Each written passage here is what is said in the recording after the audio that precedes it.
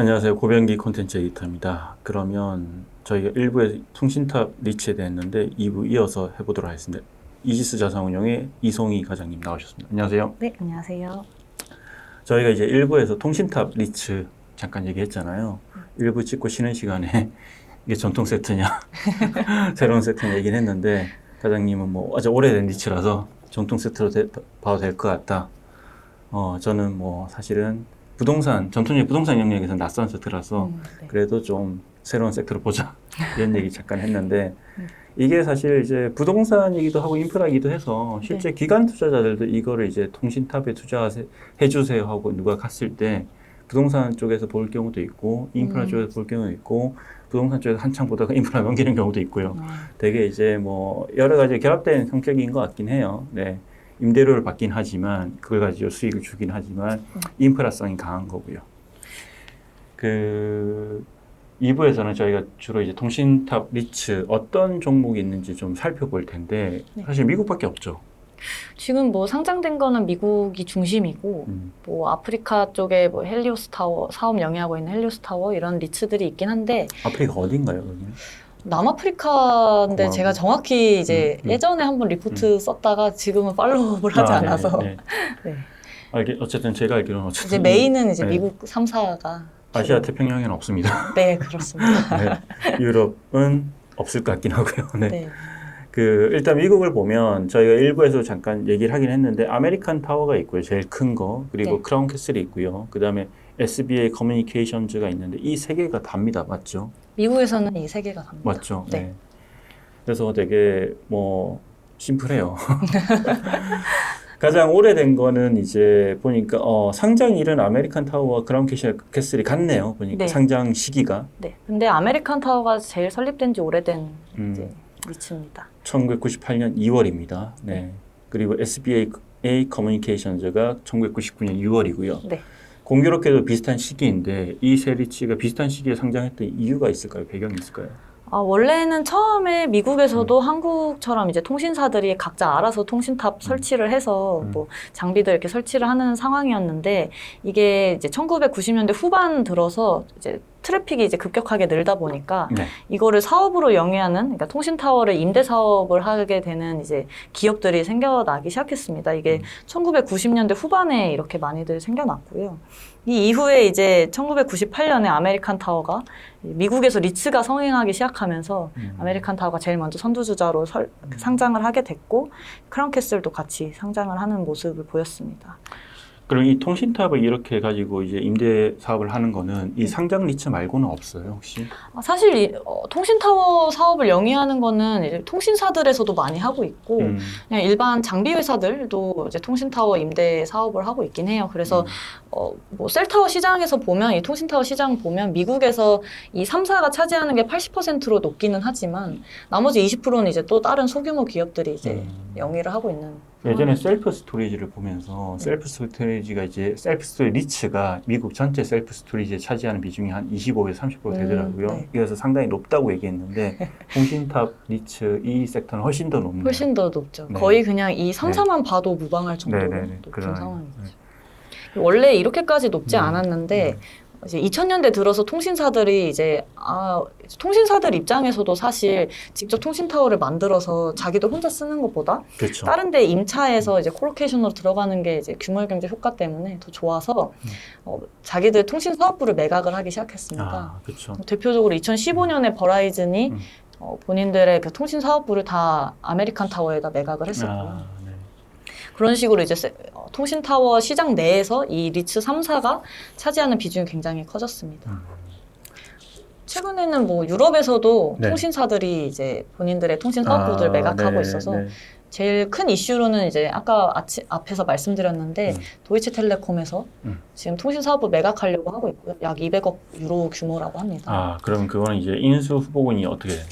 인수 후보군이 지금 되게 많은 인수 후보군들이 있긴 한데 먼저 말씀을 드리면 현재 브룩필드랑 거기 대표적인 이제 통신타워, 그러니까 통신사라고 할 수 있는. 네. 근데 여기 사실 유럽도 네. 통신타워 리츠라고 할 수 있는 그러니까 리츠라기보단 통신타워 부동산 기업이라고 할 수 네. 있는 종목들이 꽤 있어요. 그래서 몇 개 있는데 이 셀렉스라고 스페인 무선통신 사업자입니다. 이 셀렉스가 브루필드랑 지금 컨소시엄을 만들었고요. 네네. 여기 외에 지금 KKR이랑 GIP 그리고 스톤피크도 컨소시엄을 만들어서 들어가고 있는. 네, 입찰 참여하려고 하고 있습니다. 저도 얼마 전에 이제 그 미국 유럽 쪽에서 통신탑 어떤 거래가 통신탑 업체 그리고 통신탑 거래가 늘어나고 있다는 기사를 본 적이 있어요. 네. 그리고 이제 말씀하신 브루필드가 그 도이치 쪽에 그 통신탑을 살려 들어간다고 했지만 또 반대로는 브루필드 자산운용이 이제 프랑스 통신탑 업체 TDF 그룹이라고 있어요. 그 지분 매각을 지금 하고 있거든요. 그래서 이제 거래가 활발하게 진행되고 있는 걸 봐서는 유럽도 조금 이제 통신탑 시장이 커지고 있다 그런 느낌은 분명히 있어요. 최근에 좀 커지고 있는 것 같고 유럽에서도 이제 5G 주파수 경매가 이제 막 시작이 되면서 주파수 경매 이후에 이 받아온 주파수들을 사용을 하려면 또 결국에 통신타워에 추가 장비를 부착을 해야 되기 때문에 결국에 이제 통신타워 임대 사업자들이 다들 이런 긍정적인 모멘텀을 누릴 수 있는 상황인 거죠. 그건 어찌 보면 이게 사실은 이게 미국의 통신탑 리츠들은 해외 진출도 하기 때문에 어찌 보면 또 그들한테 그런 기회가 될 수도 있겠네요. 네, 그래서 이제 아메리칸 타워 같은 경우에는 미국 내에서의 성장성의 한계를 봤다고 하면서 왜냐하면 미국 내에서는 이미 5G 주파수 경매가 거의 다 끝났고 7월에 하나 더 예정되어 있긴 하지만 뭐 이런 것들은 이제 좀 가시화가 됐고 유럽은 아직 이제 5G 경매가 이제 시작하고 있는 단계이기 때문에 조금 더 성장성을 보고 유럽 쪽으로 많이 진출을 하려고 하고 있고요. 그래서 작년에 텔시우스라는 통신사의 통신 사업부를 인수를 했습니다. 그래서 엄청 크게 지금 늘린 상태고 그때 약 94억 달러 규모로 매입을 했었는데 3만 1,000개 사이트를 인수를 했습니다. 그때만. 그래서 굉장히 적극적으로 외형 확장을 하고 있고 SBA 커뮤니케이션즈 같은 경우에도 뭐 올 초에 탄자니아에 있는 통신 사업부를 또 인수를 하면서 또 급격하게 외형 확장을 하고 있는 모습 보이고 있습니다.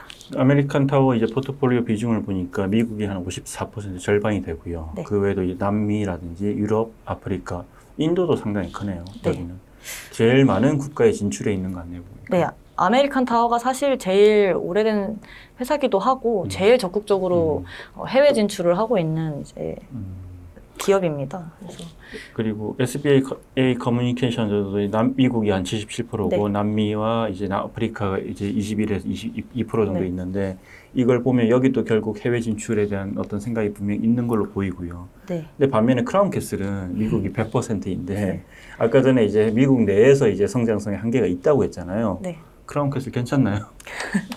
사실 미국 내에서 이 100% 퓨어 플레이로 가지고 있는 게 크라운 캐슬이어서 지금 현재 통신타워를 좋게 보는 이유는 그 미국의 5G 모멘텀이 좀 강하게 일어나고 있으니까 이제 미국 통신타워 섹터들이 이제 좋을 거다라는 의견이 이제 과반수고 여기서 이제 퓨어 플레이어로서 제일 크게 영향을 받는 게 크라운 캐슬이었기 때문에 좋을 거다라는 의견이 있었습니다. 근데 어쨌든 미국 내에서 먹거리는 한계가 있고 통신타워가 막 무한대로 커질 수는 그러니까 생겨날 수는 없기 때문에 크라운 캐슬에서 노리고 있는 이 사업 전략은 스몰셀입니다.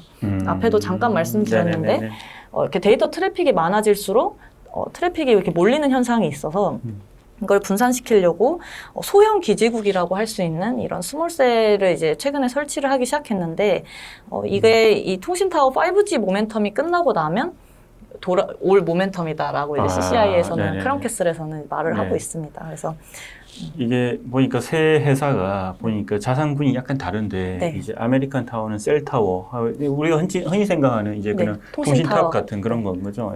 그리고 엣지 데이터 센터인데 엣지 데이터 센터는 정확히 어떤 거예요? 이번에 그 코어 사이트 인수를 했었잖아요. 아메리칸 타워에서 데이터 센터 사업을 좀 노리고 있는 건데 특히 엣지 데이터 센터라는 거는 이 통신탑 바로 옆에서 이제 데이터 센터라는 조그만 박스예요, 사실. 맞아요. 그래서 사실은 이 엣지, 그러니까 뭐였죠? 코어 사이트. 그 인수할 때 데이터 센터로 이제 뭔가 섹터를 확장한다. 그런 얘기도 나오고 했었죠. 네, 맞습니다. 이게 그러니까 아메리칸 타워의 입장은 이 미국에서의 통신탑은 성장의 한계가 있으니 이제 미국 내에선 데이터 센터와 그리고 유럽 통신타워 쪽으로 이제 확장을 하겠다라는 의견이고 이 엣지 데이터 센터라는 거는 이 우리가 이제 스마트폰을 사용해서 뭔가 이렇게 데이터를 송출을 하면 네네. 이제 통신 타워를 거쳐서 이렇게 가게 되잖아요. 네네. 근데 이 바로 옆에서 데이터 센터를 두면 뭐 그래서 엣지라고 하더라고요. 저도 정확한 기술은 네. 잘 모르겠지만 어쨌든 이 로우 레이턴시가 핵심 저지연 기술의 핵심이라고 해요. 그래서 네네.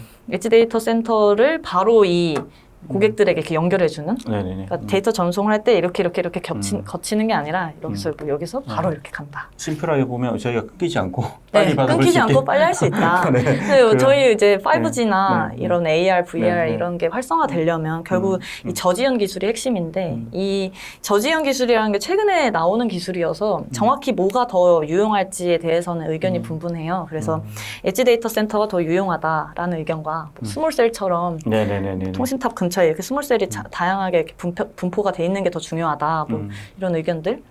그래서 아직까지는 그런 측면에서 보면 사실은 이제 아메리칸 타워 SPA 커뮤니케이션 상당히 유사하네요. 이제 네, 자산군도 셀타워 H 데이터 센터로 거의 이제 비슷하고 네. 그리고 미국뿐만 아니라 해외 진출하는 것도 그렇고 그 와중에 독특한 건 역시 크라운 캐슬이 크라운 캐슬이 혼자 좀 독특하게 행보를 이어가고 있고 스몰셀 시장에서는 크라운 캐슬이 지금 독보적인 상황입니다. 그래서 뭐 최근에 많이 늘리고 있는 과정에 있었는데 작년까지만 해도 근데 올해 같은 경우에는 지금 통신탑 수요가 굉장히 커서 오히려 이제 통신사들은 일단 통신탑에 다 임차를 해야 되니까 스몰셀은 살짝 지금 수익성에서 뒤처진 상황이라고 할 수 있습니다.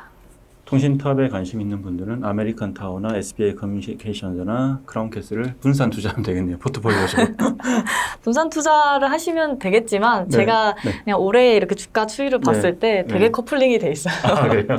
그래서 어떤 게 더 이 5G의 핵심 기술일지를 결정을 하셔서 스몰셀일 것 같다 하시면 크라운 캐슬에 엣지 데이터 센터다라고 하시면 아메리칸 타워나 SBAC에 넣으시면 되겠습니다. 이게 보면 저희가 이제 통신탑 타워처럼 이렇게 얘기하지만 시가총액이 되게 커요. 이제 아메리칸 타워만 하더라도 거의 뭐 1,200억 달러, 뭐 크라운 캐슬이나 SBA도 뭐 750억, 350억 정도 크기 때문에 상당히 이제 그 규모의 경제 이런 것도 분명히 누릴 수 있는 종목인 것 같고요. 네, 맞습니다. 미국 니츠에서 차지하는 비중도 20%에 거의 도달을 하는 수준으로 엄청 큰 섹터고요. 그렇죠. 제가 또 보면 이제 이 ETF, 리치 ETF를 보면 꼭 들어있는 꼭 종목이에요. 들어있죠. 시가총액이란 건 무시를 할 수 없기 때문에 그렇습니다. 그래서 아마 그리고 제가 보는 거는 또 이런 것도 있는 것 같아요. 이제 나리츠라든지 미국 리츠 협회에서 보면 이 통신탑 리츠에 대해서 되게 소개를 많이 하고 있어요. 뭐 안 좋은 섹터를 하진 않을 거잖아요. 그런 걸 봤을 때는 이제 향후 성장성이 좀 있다고 이렇게 좀 뭐 추측을 해볼 수 있는 것 같고요. 아마 계속해서 관심을 가지시면 좋을 것 같아요.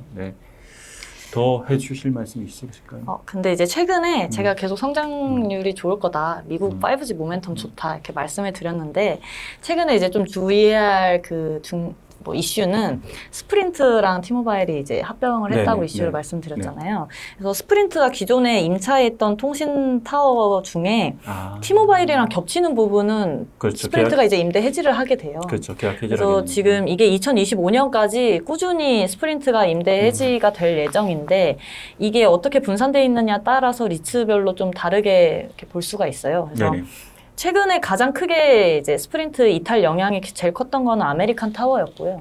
그래서 올해까지는 미국에서 성장률이 제일 낮게 나올 거예요. 그래서 원래는 미국에서 한 4%대로 성장률이 나왔는데 올해까지는 뭐 1, 2%대로 예상이 되고 있고 크라운 캐슬 같은 경우에는 이거를 2023년에 한 번, 2025년에 한 번 해서 한 방에 몰아놨어요. 그래서 내년에 수익성이 안 좋은 거는 또 크라운 캐슬입니다. 그래서 이런 것들을 좀 보셔서 미국 내에서 이 미국 내 성장률이 어떻게 나올지는 이제 계속 보셔야 될 것 같고요. 단기적인 주가의 어떤 변동성 영향을 주겠고 수익성이 어쨌든 악화가 되는 거기 때문에 어쨌든 이게 통신타워 같은 경우에는 10년 장기 임대차에 미국 내에서 크라운 캐슬 같은 경우에는 CPI 연동해서 뭐 해놓고 크라운 캐슬 아메리칸 타워나 SBAC는 뭐 고정으로 한 3% 임대료 상승률 이렇게 계약을 체결을 해놔서 성장성은 꾸준히 나오지만 여기서 이탈률이라는 걸 무시할 수가 없어서 스프린트 이탈률이 좀 크게 나오는 종목 같은 경우에는 또 이제 실적이 안 좋게 나오기 때문에 일단은 작년이랑 올해는 AMT가 좀 크게 나올 거고 아메리칸 타워가 네. 2023년이랑 2025년에는 SBAC가 좀 많이 크라운 캐슬과 SBAC가 좀 많이 나올 거다. 그래서 미국 내 성장률만 봤을 때는 내년에는 일단 아메리칸 타워가 더 좋을 것 같고요. 올해 같은 경우에는 아메리칸 타워는 1%대 미국 네. 성장률이 나옵니다. 네. 투자자분들한테 유의사항을 말씀해 주셨어요. 네. 그리고 또 한 가지 유의사항은 이 해외 사업을 영위하고 있는 아메리칸 타워랑 SBA 커뮤니케이션즈 같은 경우에는 환차손도 이제 무시할 수가 없습니다. 그래서 네. 환 리스크에 많이 노출되어 있기 때문에 남미나 아프리카가 성장률이 7% 나온다고 회사 사측에서 이렇게 홍보를 하지만 네. 사실 이게 실적으로 넘어왔을 때 이 환차손을 무시할 수가 없어요. 그렇죠. 특히나 요즘같이 이제 환의 변동이 네. 되게 큰 시기에는 최근에는 네, 진짜 네. 주의를 좀 하실 필요가 네. 있습니다. 맞아요. 그냥 국가별로도 한 때문에 되게 어떤 그 뭔가 차이가 벌어지는 그런 현상이 나타나고 있기 때문에 뭐 미국 리츠 얘기했는데 한국 가능성 있을까요? 저도 이거를 통신타워 공부하면서 한국 리츠에 이게 적용을 할 수 있을까 좀 고민을 많이 했었는데. 왜냐면 SK가 리츠 만든다고 했을 때 맞아요. 너희 나중에 통신타워 리츠 만들면 되겠다. 뭐 이런 얘기 많이 나왔었거든요. 네. 사실 그리고 5G 주파수 경매나 5G 상용화는 한국이 제일 먼저 했어요. 그렇죠. 네. 그래서 뭐 데이터 트래픽도 한국이 진짜 이 인구당으로 봤을 때는 제일 높은 수준이고. 근데 아직 이게 이 기지국이라는 거는 되게 핵심적인 인프라기 때문에 이거를 뭐 리츠로 좀 상업화해서 이렇게 넘길 수 있냐는 법적으로도 좀 모호한 상태고 딱히 이렇게 규제가 아직 뭐 만들어지는 상황이 아니기 때문에 그리고 이제 현재는 이제 통신 3사가 알아서 자기들끼리 통신 타워를 만들어서 자기들끼리 공유하고 뭐 이런 상황이어서 이게 뭐 통신 타워에 대한 임대 사업자가 나타나서 이걸 임대 사업을 영위할 수 있을지는 가시화가 좀 되지 않은. 지금 통신사 밖에서 그런 사업자 나오기엔 되게 힘들 것 네, 같아요. 그렇죠. 네. 그래서 뭐 SK 네. 같은 경우에는 그룹사로 좀 이렇게 어떻게 리츠의 수익성을 이렇게 넘길 수 있지 않을까 생각은 들지만 이게 기지국이라는 게 사실 법적 규제가 되게 많고 미국에서도 이 법적 규제 때문에 기지국의 이 리츠들의 주가도 많이 막 등락을 하게 돼요. 그래서 법적 규제라는 게 좀 상당히 큰 리스크로 작용할 수 있을 것 같습니다. 네, 아직은 좀 요원해 보이네요. 네, 통신타 리츠 오늘 1, 2부 나눠서 얘기를 했고요. 아마 뭐 오늘은 사실은 이제 특별히 어려운 건 없고 또 저희가 일상에서 사실은 많이 사용하는 어떤 그런 이제 장비와 관련된 이야기이기 때문에 되게 좀 이해가 수월했을 거라 보지만 그래도 혹시나 질문 있으시면 부탁드리고 오늘 고생하셨습니다. 고맙습니다. 네, 감사합니다. 네.